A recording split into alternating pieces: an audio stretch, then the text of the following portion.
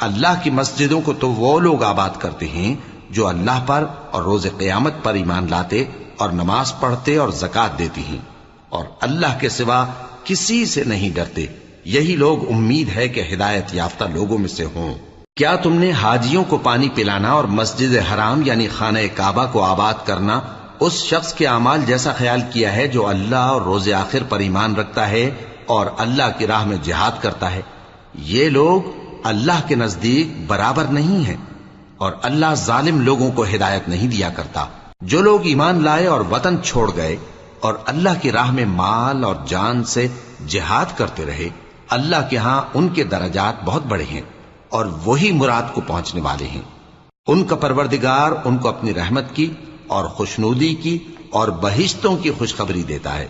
جن میں ان کے لیے ابدی نعمت ہے، اور وہ ان میں ہمیشہ ہمیشہ رہیں گے، کچھ